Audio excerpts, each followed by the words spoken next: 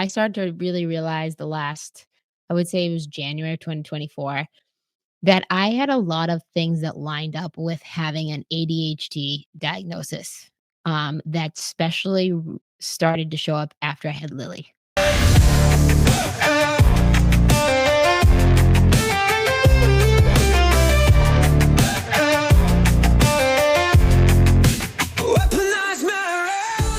Welcome to the Weaponized Marriage podcast. I'm your host, Kendra Hewitt. Yeah, I'm Ryan Hewitt. And today's topic is...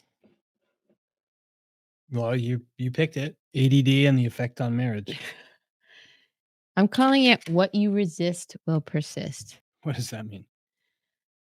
Well, I got to thinking, so as we were discussing over the weekend a little bit, about how if I look back at the last kind of 2 years of my personal life, like that, there's been a couple of things that like I've been resistant to in the past, and then when I stopped resisting them, actually that really helps me. And so I've been thinking a little bit about like what I've even like thinking about like asking myself like what am I resisting right now? What's coming up for me? Like what am I like having I don't want to say like a visceral response to, but like that's what comes to mind. And one of the things I thought about was two things that, like I said, I was very resistant to a couple years ago. Number one, which I told you about on our podcast when we did the HRT stuff, was like I was really resistant when you started with the HRT. So I thought about that and about how like I had all of these kind of stigmas and beliefs that I didn't even ask you about. And you started and the HRT really helped you. And then like a year or probably 2 years went by, I would say. No, only like a year A year? before you started. Yeah. Yeah. And then all of a sudden, I remember this so clearly, and this is going to come back in the story of Where I are was... you going with this? Does this Yes. Okay. have to do with ADHD and marriage? Yes. Okay. Got it. Okay. So I have I a thought you were having ADHD moment. no. Okay. I'm going somewhere with Carry this. on. Sorry. So I had this moment where I was walking my dog. It happens a lot when I walk my dog and I like don't wear headphones. I'm out in nature. I just noticed that this is like a time where I'm taken out of my environment and my brain can kind of like download. So I was thinking about how like, oh man, I had so many disbeliefs, like wrong, like inaccurate beliefs about HRT. And then fast forward to like I was starting one of the main symptoms that started with the HRT was I was losing my hair. Remember? Like I was like, that was the thing that kind of like put me over the edge that I was like, hey, maybe I'll try that. Because I had read a lot about how like low testosterone in females, like that was one of the things. I wish that was the case for guys. I know you do. Because it's like the opposite for guys. It's like when your testosterone's high, you lose your hair. But I was like, man, and I knew my T was low based on our labs, Mhm. right? And it had been chronically low for a long time. And the reason I'm telling this part of the story is that I just remember I had got labs done. I'm starting to put some of these symptoms together. I'm starting to do my own research, but I'm deathly afraid of needles. So I was like, dude, there's no way I will do like testosterone injections. And I remember talking to Ryan and he's like, "Oh, well, we can work around that." So anyways, I started with HRT with a cream, but I think about the fact that really stands out to me here is how resistant I was in my own mind to this. And now it's something that has become part of my routine. And I fast forward a year later, we're looking at my labs even this week, and my T is like in a normal range for the first time ever that I know of. Um, and it just brought to the forefront this idea of what we resist persists. So it was like almost like it was kind of like a nagging feeling I had that I was like, I have to face this. And the reason I'm bringing this up is that this is also the time when we started to dive into therapy, couples therapy together. And this was I'm calling it the second T that I really resisted. We had had some bad experiences with therapy, group, like couples therapy. We had had some good experiences, but it wasn't really effective. And then we met Steven, who's our current guy. And I was just thinking about how, like, man, I was so resistant to doing that. And I can't believe that we've even done this every week for a certain period of time. And now it's just part of our routine. Again, something I initially resisted until it persistently showed up that I had to actually address it, which brings me to the ADHD thing. That's an ADHD way to tell a Oh my story. god. Yeah. My brain is like, "Yeah, where are you going? Get to the Okay. point." So fast forward to this weekend, and I started to really realize I would say it was January of 2024, that I had a lot of things that lined up with having an ADHD diagnosis, that especially started to show up after I had Lily. Which, come to find out, in women, ADHD is really there's starting to be a lot of research to support this. That majority of women that find out they have ADHD find out after they have had kids, and it's usually that one of their kids get diagnosed and then they get tested. That's very common. It's not, but we're stigmatized into that, like, idea of, like, hey, you have to be a 12-year-old boy jumping off the wall and, like, need to be put on Ritalin. So I have chosen to do it med free. But recently, I have been having some thoughts, which I talked to Ryan about. I was like, I am very cautious and conservative when it comes to medical options. And I want to exercise all of my options prior to having to go that route. So I was telling Ryan that this was starting to come up for me, and I was just really resistant to it, but considering it. And I started to realize last couple of weeks, that we've been doing this podcast, I've been really thinking about, like, getting some books on marriage and stuff like that. And some of the books that Steven has recommended, I looked into, but nothing really jumped out that I needed to buy. And then all of a sudden, I heard a podcast or someone quote this book, and it was called The ADHD Effect on Marriage. It's by a woman named Melissa Orlov. And I was like, I wrote it down, but being ADHD, totally forgot to order it. And then last week, when we were in the height of our repair mode episode, I, like, ordered this, like, that night. And I started reading it this weekend, and I was like, holy shit, this is a book that's definitely going to change my life. And the reason I say that is because I realized how much having a neurodivergent brain, so a person that does not have ADHD is called a neurotypical brain. And then a person that does have ADHD, there's different forms of it, but it is called a neurodivergent brain, which, again, even that stigma is shitty, in my opinion, like the labeling of it. So something that I really resisted was actually, like, talking about this to people. Like, I'll make jokes about it's like it's my ADHD. Even to you, I've resisted, like, talking about how it comes up for me because, Okay, like, so I get to the point of how it comes up in our marriage. How does it so affect our marriage? I'm this is a perfect example. Yeah, but you're going around in Okay. circles. And so I started reading this book, and I started to really see some of these patterns of, like, how it shows up, that it's very typical that an ADHD person will pick a non-ADHD spouse. And part of this beginning of the book is talking about how the ADHD person is really focused on at the relationship. They're really fun. Usually the non-ADHD person is much more, like, disciplined and routine, and they're attracted to this ADHD person, not knowing the person has ADHD, because they have a hyper focus on their relationship and, like, having fun and bringing them out of their comfort zone in a different way. However, what happens is that the marriage goes on. A lot of the things which we talk a lot about with Steven, about, like, opposites attract and then they attack. And I started to see some of the patterns, like how we attack each other or the little arguments we get into, um, and how it has derailed some of our marriage at times. Okay, such as what? So, the one that I brought up today was, this cycle of we called it I can't remember what it's called, pursuit. And, I talked about how I talked with Ryan about how this was kinda showing up, and a perfect example was, like, last week when we talked about repair mode, and we were working through the repair mode, and I said something along the lines like, "I just need some space to process."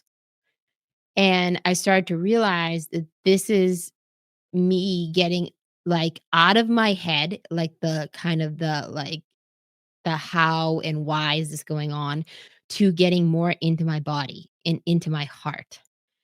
And I am starting to read, like, these case studies in this book, and I'm like, "Holy shit, this has really affected my marriage." And that is just one of the ways, like, how we argue. And then we talked about how there's 3 main ways what happens when you are in the pursuit pattern, and that is this: you either shut down or withdraw, which is my typical. You either acquiesce, so you just kinda, like, yes the person until to make them go away, but you have no plan on how you're gonna So you're talking about eventuate when it. you're getting heated. Yes. Okay, so you're talking about when you're in an argument or Yeah. getting heated. So I want resolve. I want to get an answer. I want to know what's next. I want an action step. Yes, and you start this chase. Yep. So when you have to be Pursuit. clear about what you're Sorry. talking about. So when you're saying pursue, like yes, I'm pursuing a resolve or like a fix or like to move on from it. But you were like, I need space. I need to think about it. I need to ruminate about it. But like that's not what you tell me. You just do this, right? So you avoid. Wait, what are you saying? This you You acquiesce, which is you basically yes the person yes, to I'm make them go away. You shut down or withdraw, which is typically like that's stonewall. when and you will be like running away like you always do, Yeah. and you'll kind of pursue me by like kind of pissing me like to the point where I get pissed off Yeah. and then I respond. And then the third thing is denial or complete avoidance, which again is probably my first mode of action. But one of the reasons that I wanted to talk about this today is I was like, man, this is something, regardless of if you have someone with ADHD in your life, this is a relationship pattern that like can be a huge gain if you can gain awareness on how you do this kind of play this game of chase. And last week when we had, like I said, a argument and Ryan went into pursuit mode and I went into, like I said, shutdown mode, but that was shutdown mode was uh pre-gamed, let's say, by going into this like crazy bitch mode that I went into because I figured out if I pissed him off enough, like one of my old strategies is let me just shout out a bunch of shit at him and then like he'll shut up and leave me alone. And I just started to realize that that wasn't working for me. Genius. Wow. I'm so smart. Genius. SMRT. So, that is just one of the 12 patterns this woman talks about in this book. Okay. And that was the one I chose to kinda start to talk about because I asked you, "Would you read this book?" But then I realized you probably don't really freaking care about reading a book like this. But I thought this was a good topic today That's not true. I just told you to instead just give me your takeaways and we'll talk and about it. give me a cliff notes, right? Which is Yeah. really fucking hard for an ADHD person to do.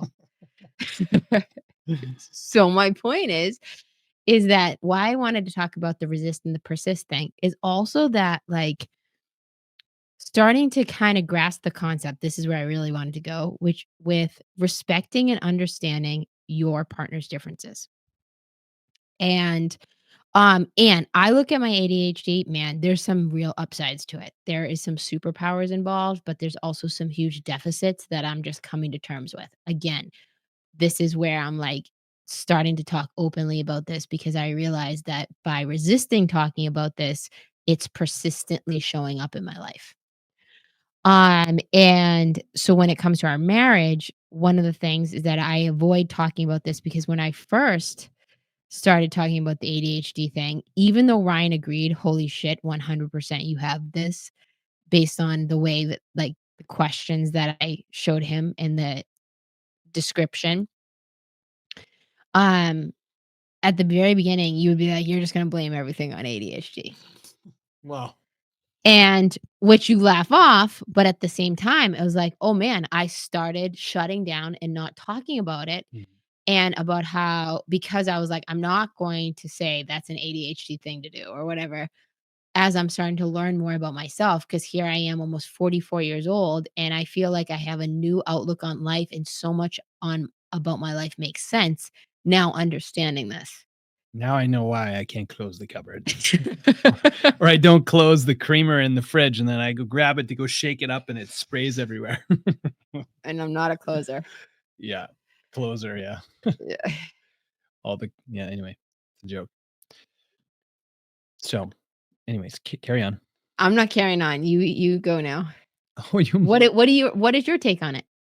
well, I mean, On what we talked about so far? Obviously, we're just scratching the surface on some of okay, well, the the way that you're pursuit stuff. saying that ADHD shows up in our marriage in a way is the way that we fight, right? Mhm. And I think you don't have to have ADHD for that to be a pattern where one spouse like shuts down, one spouse pursues. I think that's pretty common in a lot of marriages, right? There's one person who's the pursuer, one person that's the, you know, person that withdraws. Um, my question to you is like, well, what other ways you just pointed out a way that it shows up like in our sex life, for example. Mhm. So I think people would be really interested to know, like, well, wow, I think I might have ADHD or my husband might have ADHD, and I want to know how it affects our sex life. So why don't you get into that? Well, I think it's, the first thing with, like, respecting your differences was getting to the point of, like, having empathy for the other spouse on their perspective. So, on the sex life thing, I was talking about how, like, there's been lots of times when Ryan will be like, "Where are you? Like, what are Mhm. you thinking of?" And he'll say, hopefully after we've had sex, not during, because he's done that before too, where he's like, "You're distracted," or "You're thinking about other things," which to be completely honest, when he does that, it agitates the fuck out of me.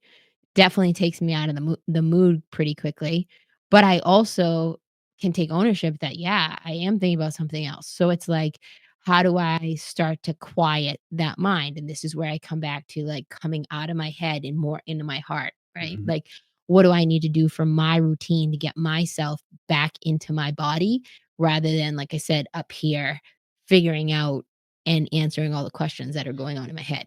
I think women in general, like the stigma is they need more foreplay than guys. Guys just like get it up, let's go, right? Yeah. And women generally need to warm up, they need foreplay or whatnot. And I think that that is the case for you, especially with ADHD, that you need to like get out of your head and into the moment and Mhm. not think about what you're stressed about. Um, and if you don't, if you're like, well, I'll just get it over with, Mhm. right? So nothing like Agitation. pisses me off more than like you just want to get it over with. Mhm. Because me, it's just like, oh, well, you don't want to have sex with me. You're not attracted to me. You don't like you know, taking the time to do it. You're always in a rush. You always think that there's something else more important to do. So these are the stories that I'm telling myself when that happens. Um, and then like I'm happy to take the time to get you in the mood, but like it doesn't we don't always you're not always wanting to do that. You know Mhm. what I'm saying? So it's my job, I think, to like I think that there's a lot of times where you weren't in the mood, but then became in the mood because I did the right stuff, Yeah. right? But then I think there's other times where I took the wrong approach and was like, "What the fuck's going on with you? Why are you in your head? Like you're not even looking at me. Like you're closing your eyes, or where you want to be somewhere else. Are you thinking about somebody else? Like what is happening?" Yeah, I think too is where I was what was coming up when you were just saying that was even thinking about in this book she starts talking and breakdown of sex is one of the big things with ADHD. And she's saying talking about getting an empathy of the other person's shoes and she's talking about that if you're married to a non-ADHD person, so neurotypical, and about how this person, if you put yourself in their shoes, they're feeling very ignored and alone. And they start to say things like, "Are you even attracted to me? Do you even love me?" That sort of thing. All of things that you used to say to me Yes. when we were totally disconnected. And um, So I started to realize is that, like, okay, some of these emotional dysregulation challenges that come with ADHD, how is it affecting Ryan? Which is why like I said, we're just starting to scratch the surface on this conversation today. Um, but it really stood out to me that, like, when I started reading this book is one of the ways she describes ADHD. And this woman is not a therapist, all this stuff. She basically shares she is non-ADHD. She does not have ADHD. Her husband does in this scenario. Mm. And they were on the brink of divorce. And so she dove into like really figuring out like how did our marriage get here? And she started to figure out that he had undiagnosed ADHD. But for her to save her marriage, she had to get him to the point where he started to become aware of what his ADHD tendencies were. And with that said, the reason I'm saying that part is what I started to realize is that she explains ADHD as like basically you don't have breaks. Like you're running full tilt, your brain is running at a mile a minute, and you have like things like impulse control or like people that have ADHD typically have, like, things like impulse spending, impulse like Addictions. addictions is very common, right? And or, like, impulse, what's it called? Scrolling, like doom scrolling, right? So, like, I was starting to think about how I was like, "Man," I was, like, not having breaks. How is that cost me? In this context, I was looking at our marriage, but, like, if I look at my whole life, I'm like, "Holy shit, this has really been something really challenging that I need to take responsibility and get a handle of to not only improve my own life, but also to improve our relationship." Yeah, I think, well, the you're saying, like, it'll make me feel alone and not wanted, definitely, and that still does happen from Mhm. time to time, but more so than anything, just rejected. Yep. So, like, I just got really tired of the rejection, and to you, you may not have been thinking you were rejecting me, but, like, you would be, like, on to the next thing, and, like, I'd go to hug you, and you'd, like, give me a slight push away, or, like, you would just, like, hurry up a kiss, or like hurry up and just get sex over with so I can just move on to the next thing, and you wouldn't enjoy any moments of intimacy with me at all. And I think that that's still the case for you, that that's a tendency. Mhm. Now, when I say that, there's definitely like there can't be victim mentality behind, like, first of all, the spouse who has no ADHD, their role in it, and then the spouse that has ADHD, right? Mhm. Because from my perspective, it's like I have to recognize, like, okay, this is my wife, this is who she is, this is her tendencies, and this is how I have to, like, navigate that in order to get what I want, but ultimately, like, really what you want too. And on your behalf, you have to understand, like, oh, okay, this is how he feels when I do that, right? He's not being a little bitch.